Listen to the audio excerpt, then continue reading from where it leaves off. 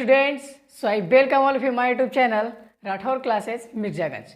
जी हाँ दोस्तों, तो मैंने एवोल्यूशन चैप्टर को स्टार्ट कर दिए थे और उसके थोड़े से इंट्रोडक्शन के बारे में जाने, यानी कि महाविस्फोट सिद्धांत से जैसे पृथ्वी का निर्माण या ब्रह्मांड का निर्माण या सौरमंडल का निर्माण कैसे हुआ था, इसके बारे में सीखे। ठीक है ना। तो सबसे पहला था वही द बिग बैंग थ्योरी। उसके बाद क्या है, अलग अलग साइंटिस्ट आया और क्या किया, अपने आप बहुत सारा साइंटिस्ट आया और थ्योरी दिया। क्या दिया? उससे रिलेटेड थ्योरी दिया कि प्रूफ करने का कोशिश किया कि ऐसे पृथ्वी का निर्माण हुआ होगा। अब देख लीजिए, जैसे मैं यहाँ पर ही सबसे पहला है स्वतः जननवाद का सिद्धांत। तो आज इसी सिद्धांत के बारे में पढ़ेंगे और इस पर एक हेलमांट नामक एक साइंटिस्ट था, वो दो प्रयोग किए इसी के आधार पर, इसी थ्योरी के आधार पर। ठीक है ना। तो उन दोनों को भी पढ़ेंगे आज। ठीक है।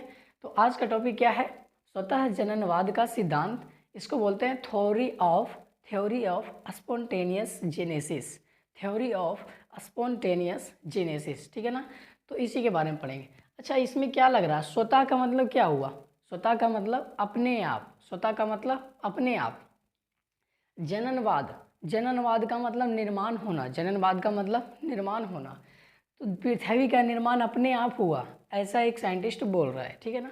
तो इसके अनुसार क्या था, इस नियम के अनुसार, इस सिद्धांत के अनुसार क्या हुआ था, इस पृथ्वी का निर्माण मतलब कि सजीव का निर्माण, सजीव की उत्पत्ति निर्जीव पदार्थों से हुई है। किसकी पदार्थों से हुई? निर्जीव से।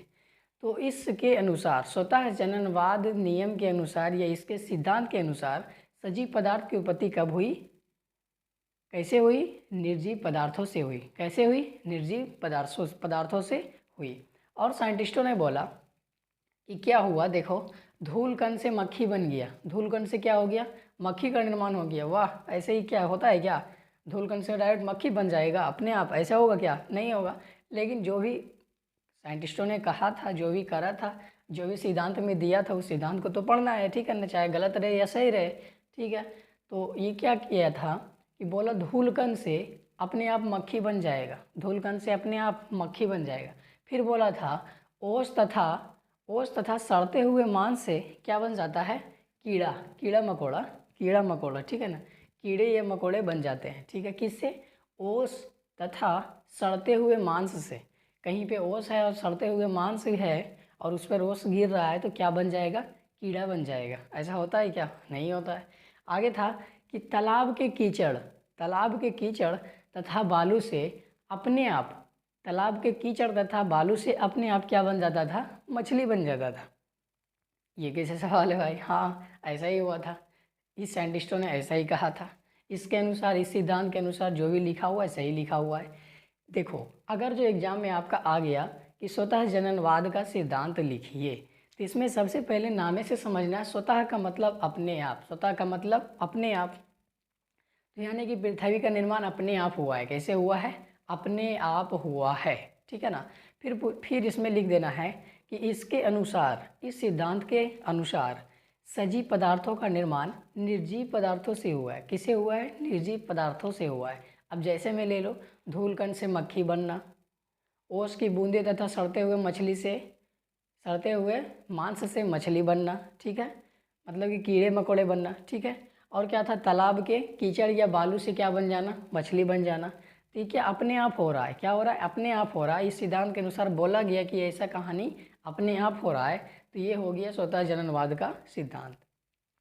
अब इसी सिद्धांत से रिलेटेड एक साइंटिस्ट था, हेलमांट नामक का साइंटिस्ट। इन्होंने दो प्रयोग किया। क्या किया? दो प्रयोग किया। अब चलिए उसके बारे में पढ़ते हैं, तब तक के लिए इसको नोट कीजिए।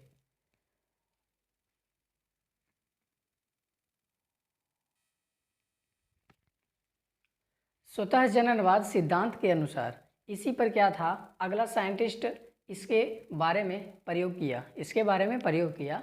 इस जो सिद्धांत था, इसका समर्थन के लिए, किसके लिए? इसके समर्थन के लिए कि हाँ भाई, तुम्हारा थ्योरी क्या है? सही है। इसी के समर्थन में अरस्तु भी थे। अरस्तु महान वैज्ञानिक, जो कि अरस्तु हैं, वो भी इस सिद्धांत का समर्थक थे। अरस्तु ये भी इस क्या थे? सिद्धांत का समर्थक थे। और एक साइंटिस्ट है जिसका नाम है हेलमांट। क्या नाम है? हेलमांट। तो हेलमांट ने क्या किया? स्वतः जननवाद के समर्थन में दो प्रयोग किए। कितने प्रयोग? दो प्रयोग। तो चलिए दो प्रयोग के बारे में जानते हैं। तो ये है एक्सपेरिमेंट ऑफ जेन वेबसिट वान हेलमांट। ये जो हेलमांट वैज्ञानिक है उसका पूरा नाम क्या है? जेन वेबसिट वान हेलमांट। जेन वेबसिट वाल हेलमांट, ये साइंटिस्ट का पूरा नाम है। सिर्फ हेलमांट भी जान सकते हैं, ठीक है ना। तो हेलमांट का एक्सपेरिमेंट पढ़ रहे हैं, हेलमांट का प्रयोग पढ़ रहे हैं, किसके लिए? स्वतः जननवाद सिद्धांत के समर्थन के लिए, ठीक है ना। तो सबसे पहला क्या है? सबसे पहला प्रयोग ये है, इन्होंने बोला था कि गेहूं की बाली होती है ना, जिसमें गेहूं होता है। मान लीजिए अभी गेहूं का पौधा लगा हुआ है और उसमें गेहूं हो रहा है, ठीक है ना। तो गेहूं होता है तो उसमें बाली के अंदर होता है ना गेहूं, बाली के अंदर होता है गेहूं, उसको बोला जाता है गेहूं की बाली। गेहूं की बाली तथा भीगे हुए पसीने से भीगे हुए कपड़े को लगातार 21 दिन तक एक साथ रखे तो अपने आप चूहा बन जाएगा। क्या बन जाएगा? चूहा बन जाएगा। ये कौन कह रहे हैं? हेलमांट साहब। ऐसा होता है क्या? नहीं होता है। गेहूं की बाली और पसीने से भीगे हुए कपड़े, गेहूं की बाली और पसीने से भीगे हुए कपड़े रखेगा तो क्या बन जाएगा? चूहा बन जाएगा। यानी कि ऐसा बोल रहा है, मान लीजिए गेहूं का बाली है ये और यहाँ पर एक कपड़ा रख दीजिए जो कि पसीना से भीगा हुआ, कैसा है? पसीना से भीगा हुआ है, और इसको 21 दिन तक एक साथ रखे तो ये क्या बन जाएगा? ये चूहा बन जाएगा। ऐसा होता है क्या? नहीं, ऐसा बिल्कुल नहीं होता। तो ये मान लीजिए ये प्रयोग है, क्या है? प्रयोग है, हेलमांट साहब का प्रयोग है, इसलिए इसको बता रहे हैं।